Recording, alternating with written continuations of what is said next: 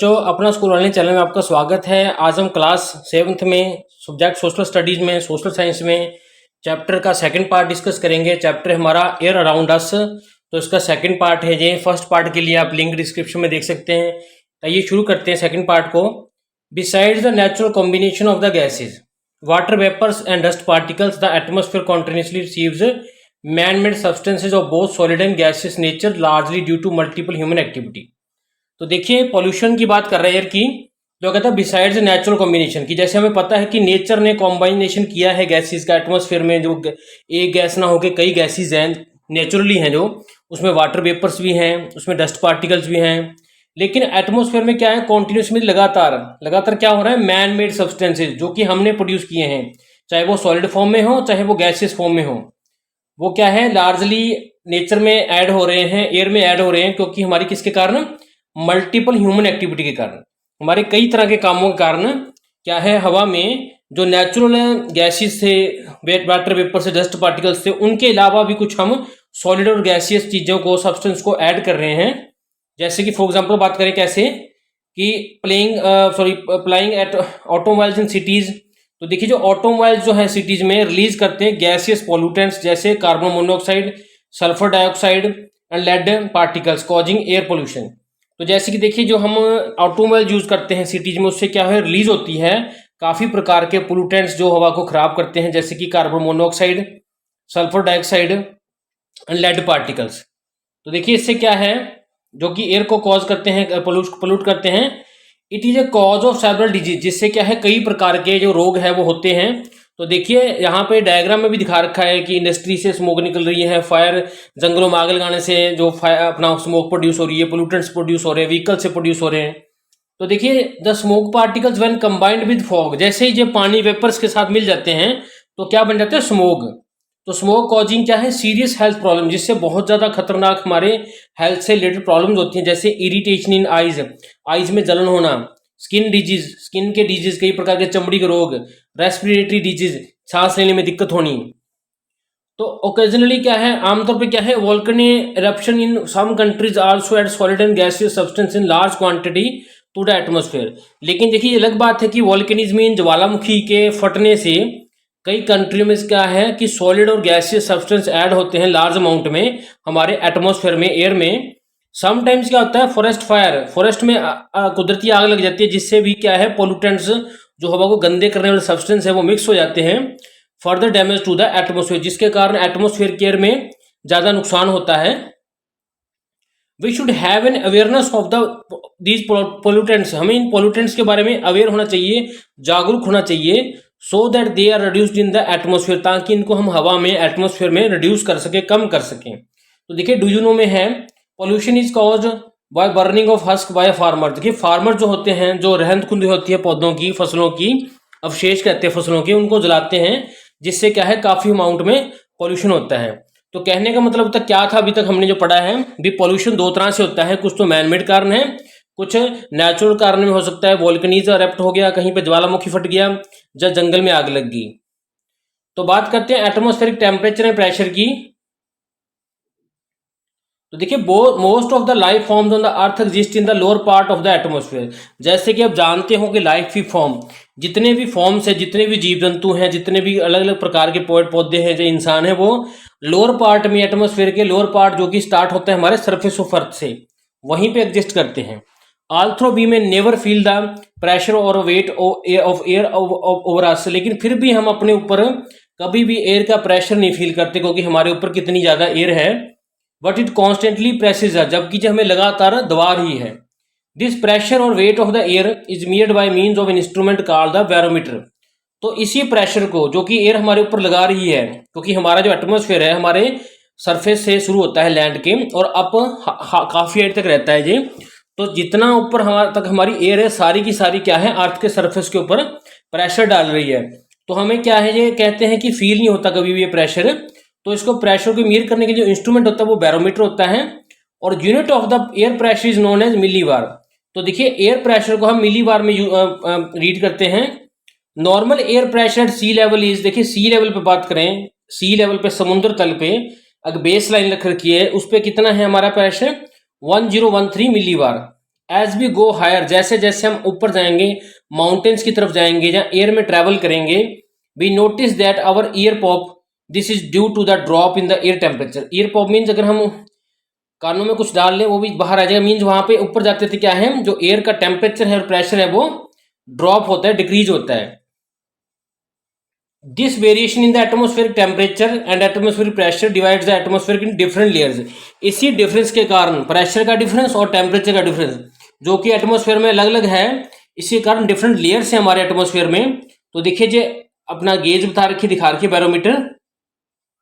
तो बात करते विंड की, हवा की। तो in an area where the temperature rises high, जहां पे देखिए टेम्परेचर एकदम से राइज होता है, air gets heated up and rises upward. देखिए जहां पे टेम्परेचर बढ़ेगा, गर्मी बढ़ेगी, तो उससे एयर गर्म होगी, गर्म होने से वो अपवर्ड मीन्स ऊपर की तरफ उठेगी। This causes fall in air pressure, जिससे क्या उसका प्रेशर कम होगा, and thus become low pressure area, तो वहां पे लो प्रेशर बन जाएगा।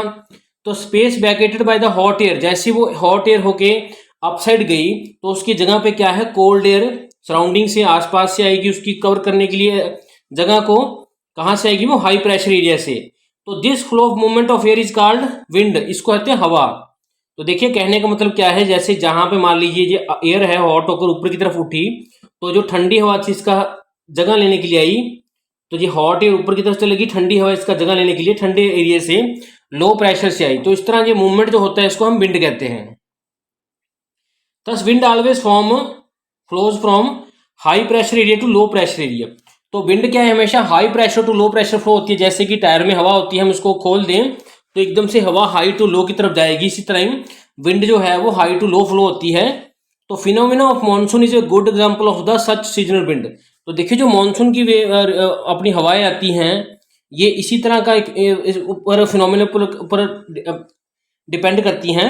This change is cause due to unequal heating of the landed water. तो होता क्या है, देखिए वाटर और लैंड की अनइक्वल हीटिंग के कारण ये होता है, जो लैंड होती है जल्दी हीट होती है, जो वाटर है वो कम हीट होता है। Our country receives monsoon rains which support our agriculture economy. तो देखिए हमारी जो कंट्री है उसमें ज़्यादातर क्या है, मानसून मीन्स हवाओं के कारण, हवा जो मॉइस्चर आता है समुद्र तल से, जिसको कहते हैं मानसून की बरसात, जिसके कारण हमारी जो एग्रीकल्चर है उसको वो सपोर्ट देती हैं। एग्रीकल्चर हमारा मोस्टली इसी कारण है। तो our country is very much dependent on the monsoon rainfall. तो हमारी कंट्री क्या है, मानसून टाइप की रेनफॉल के ऊपर ज़्यादा डिपेंड है। तो नेक्स्ट देखिए, डू यू नो में atmospheric temperature and pressure are opposite to each other. देखिए प्रेशर और टेम्परेचर दोनों एटमोस्फेयर में जो हवा में है वो एक दूसरे के ऑपोजिट है on the earth surface. Higher the temperature, जैसे ही टेम्परेचर बढ़ेगा उसका एयर का प्रेशर कम होगा। तो जैसे ही टेम्परेचर कम हो जाएगा हवा ठंडी हो जाएगी और नजदीक हो जाएगी उसके एटम्स, और वो उसका प्रेशर क्या है, बढ़ जाएगा। तो जैसे ही टेम्परेचर बढ़ता है एयर के जो एटम्स है वो दूर दूर फैल जाते हैं, जिसके कारण एयर का प्रेशर लो हो जाता है। तो एक दूसरे के जो उल्टे हैं, टेम्परेचर बढ़ेगा तो प्रेशर कम होगा, प्रेशर बढ़ेगा तो टेम्परेचर कम होगा, उल्टा। तो मैकेनिज्म ऑफ रेनफॉल की बात करते हैं कि रेनफॉल कैसे होती है।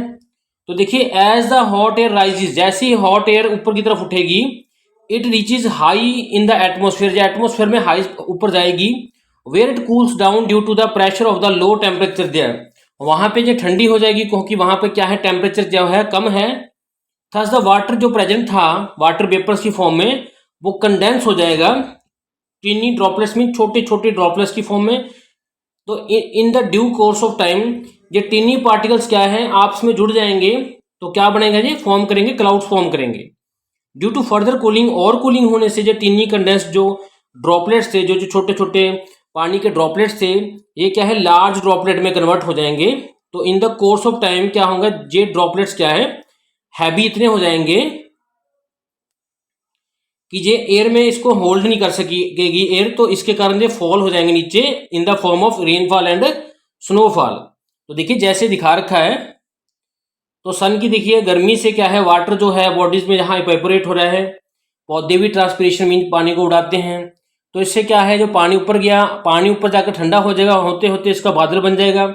तो जैसे ही ये ठंडा हो जाएगा और ज़्यादा वाटर वेपर जो एक दूसरे से जुड़ जाएंगे, तो जुड़ने से क्या है वो इतने हैवी हो जाएंगे कि एयर उनको होल्ड नहीं कर पाएगी, जिसके कारण वो बरसात की रेन की फॉर्म में या आइस की फॉर्म में पहाड़ों पे या मैदानों में बरस जाएगा, और फिर नदियों नालों से वही पानी द्वारा से ओशंस में, पोन्स में वापस चला जाएगा। तो इस तरह से ये वाटर साइकिल जो है चलता रहता है। तो देखिए इस तरह से depending upon the atmospheric temperature, temperature के अकॉर्डिंग क्या है जो उस एरिया का, उस तरह से ये मैकेनिज्म चलता रहता है रेनफॉल का। तो बात करते हैं rainfall is very important to all of us, हमारे सबके लिए जो रेनफॉल है, बरसात है, बहुत इंपॉर्टेंट है। As it brings water to the earth which is essential for the survival of all kind of life on the earth. तो देखिए पानी इसलिए जरूरी है हमारे लिए, जो रेनफॉल, क्योंकि इससे क्या है, पानी आता है हमारे अर्थ के ऊपर, जो कि सभी प्रकार के जीवों के लिए बहुत अच्छा है, एसेंशियल है उनके जीने के लिए। When the rainfall is scarce और वेरी लो, जब रेनफॉल बहुत कम होती है, it causes drought, drought means सूखा पड़ जाना। ऑन द अदर हैंड अगर एक्सेसिव रेनफॉल होती है, बहुत ज़्यादा रेनफॉल होती है, तो होता क्या है, फ्लड्स आते हैं। तो देखिए डूजनों में है, rainfall can be made with the help of an instrument called the rain gauge. तो रेनफॉल को मापने के लिए एक इंस्ट्रूमेंट होता है, जैसे कि इसमें दिखाया है, देखिए ये सिंपल सा इंस्ट्रूमेंट है, इसमें कि एक ग्लास हैंग किया हुआ है जिसके ऊपर पॉइंट मारे हुए हैं, जितना पानी इसमें जहाँ तक आएगा उतना mm हम कहेंगे बरसात होगी। 10 mm तक आएगा तो कहेंगे 10 mm बरसात होगी, 20 तक आएगा 20 mm, जितना जो भर जाएगा उसके ऊपर ग्रेजुएशन लगाई हुई हैं, उतनी उसकी रीडिंग आएगी। ध्यान से देखिए जहाँ भी जहाँ ग्रेजुएशन है, मार्किंग है। तो यूनिट ऑफ मेयरिंग द रेनफॉल क्या है, सेंटीमीटर या मिलीमीटर। तो मिलीमीटर या सेंटीमीटर में इसको मापते हैं। जब आप सिंपल सी बात है, गिलास रख दीजिए जब बरसात होती है, और उसमें एक स्केल रख दीजिए, बाद में उसको स्केल से चेक कर लें कितनी तक पानी भर गया उसमें एक बार में, तो आप उतनी ही कह सकते हो सेंटीमीटर या मिलीमीटर में बरसात हुई है। तो बात करते हैं monitoring weather condition. Weather condition को कैसे मॉनिटर करना है मौसम के। It is important to know the weather refers, देखिए अब ये जानना बहुत जरूरी, weather refers to the state of atmosphere. ये एक एटमोस्फेयर की ऐसी स्टेट है जिसमें temperature, pressure, humidity specific area की, प्लेस की, शॉर्ट टाइम के लिए देखी जाती है। तो मीन्स वेदर क्या है, थोड़े समय के लिए कहीं किसी एरिया का टेम्परेचर, तापमान, प्रेशर या ह्यूमिडिटी हम देखेंगे शॉर्ट टाइम के लिए। वेदर में change in different places of the same city. तो एक ही जगह पे, एक ही सिटी में जो अलग अलग जगह पे जो वेदर है वो अलग अलग हो सकता है। ऑन द अदर हैंड बात करें क्लाइमेट की, तो क्लाइमेट क्या है, यही कंडीशन है एटमोस्फेयर की, टेम्परेचर, रेनफॉल और प्रेशर, लेकिन over long period of time, लंबे समय तक और लंबे एरिया के ऊपर। तो क्लाइमेट और वेदर में क्या फर्क है, वेदर क्या है, छोटे से एरिया के ऊपर है, लेकिन है किसका स्टडी, टेम्परेचर, प्रेशर और ह्यूमिडिटी का। क्लाइमेट क्या है, वही चीज है लेकिन लॉन्ग पीरियड के, लंबे समय के लिए, लंबे एरिया, बहुत बड़े एरिया के ऊपर। तो क्लाइमेट ऑफ इंडिया क्या है, मॉनसूनल है। तो it is important to know that the daily temperature and pressure condition of the place where we live. तो इसलिए बहुत जरूरी होता है हमें ये नो करना, जानना कि हमारा टेम्परेचर, प्रेशर क्या है उस प्लेस का जहां हम रह रहे हैं। तो further we travel to any distance place, जैसे हम कहीं दूर जगह जाते हैं, we should know these variable to prepare ourself for a particular weather condition. तो हमें इन चीज़ों का, टेम्परेचर, प्रेशर और मॉइस्चर का ध्यान रखना चाहिए, जिस एरिया में हम विजिट करने जा रहे हैं भी वहाँ पे कैसा मौसम हो सकता है। फॉर अवर बेनिफिट, हमारे बेनिफिट के लिए, फायदे के लिए, weather reports are given daily in the newspapers. अखबारों में आजकल, रेडियो में और टेलीविजन में डेली क्या है, वेदर रिपोर्ट्स आती हैं कि कितना टेम्परेचर, प्रेशर, जो ह्यूमिडिटी किसी पर्टिकुलर एरिया की क्या है। It includes all information regarding atmosphere condition. ये एटमोस्फेयर कंडीशन के बारे में सारी इंफॉर्मेशन, जैसे कि टेम्परेचर क्या है, ह्यूमिडिटी, मॉइस्चर कितना है, रेनफॉल कहाँ कितनी हुई, विंड वेलोसिटी किस स्पीड में है, सनराइज कब होगा, सनसेट कहाँ होगा, ये सब दिया होता है। These are useful to the all of us in different ways. हम सबके लिए ये काफ़ी तरीकों से बेनिफिट होते हैं, बेनिफिट वाले होते हैं, फायदे के होते हैं। And we should make it our habit to read the weather report on daily basis. हमें डेली बेसिस पे वेदर रिपोर्ट को पढ़ने की अपनी आदत डालनी चाहिए। तो उम्मीद करते हैं आपको ये चैप्टर अच्छा लगा होगा स्टडी करने में। Thanks for watching this video.